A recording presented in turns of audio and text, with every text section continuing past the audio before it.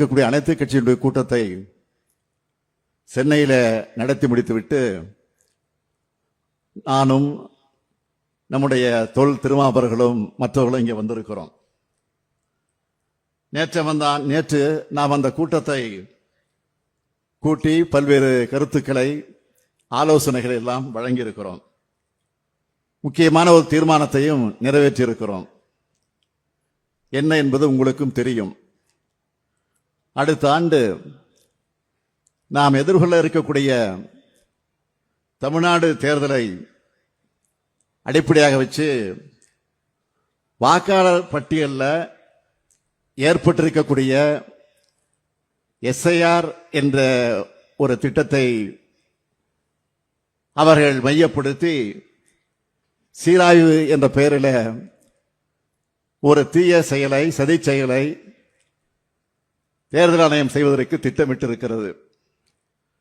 ஆக அதை தடுப்பதற்கான முயற்சியில நம்முடைய அனைத்து கட்சி கூட்டத்தில் கலந்து பேசி தீர்மானத்தை நிறைவேற்றி இருக்கிறோம். அங்கே உரையாற்றி இருக்கக்கூடிய அத்தனை பேருமே நேர்மையாக தேர்தலை நடத்த வேண்டும், உண்மையான வாக்காளர் பட்டியல் அவசியம் என்ற கருத்தை வலியுறுத்தி பேசியிருக்கிறார்கள். அது மட்டுமல்ல, அதற்கு உரிய அவகாச காலத்தை கொடுக்கணும். பதற்றம் இல்லாத சூழல்ல தான் அதை செய்யணும். அப்படி இல்லாமல் தேர்தலுக்கு இன்னும் சில மாதங்களே இருக்கக்கூடிய இந்த சூழ்நிலையில முழுமையான திருத்தப் பணிகளை செய்ய தேர்தல் ஆணையம் நினைக்கிறது.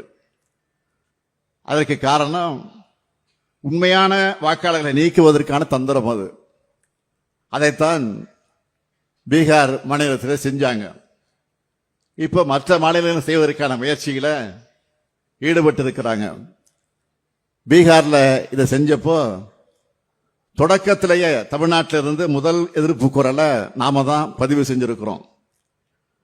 அது மட்டுமல்ல, மக்களவையினுடைய எதிர்க்கட்சி தலைவராக இருக்கக்கூடிய காங்கிரஸ் பேர் இயக்கத்தினுடைய இளம் தலைவராக விளங்கிக் கொண்டிருக்கக்கூடிய திரு ராஜீவ்காந்தி அவர்கள், அதேபோல பீகாரினுடைய இளம் சிங்கமாக இருக்கக்கூடிய தேஜஸ்வி அவர்களும் அந்த எஸ்ஐஆருக்கு எதிராக அந்த மாநிலத்தில் ஒரு பெரிய புரட்சியை செஞ்சாங்க.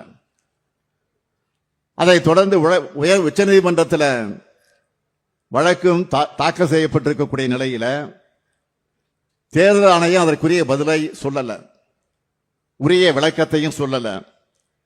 பீகார் மாதிரியே தமிழ்நாட்டில் இருக்கக்கூடிய மற்றும் சில மாநிலங்களையும் செய்ய நினைக்கிறாங்க. அதை தடுத்து நிறுத்தத்தான் நாம் அனைத்து கட்சி கூட்டத்தை நேற்றைக்கு கூட்டி தீர்மானத்தை நிறைவேற்றி இருக்கிறோம். நாம நடத்தின கூட்டத்துக்கு கூட இன்றைக்கு எதிர்க்கட்சியாக இருக்கக்கூடிய அதிமுக அதில் பங்கேற்கல, இன்னும் ஓரிரு கட்சிகள் அதில் பங்கேற்கல. தேர்தல் ஆணையத்தில்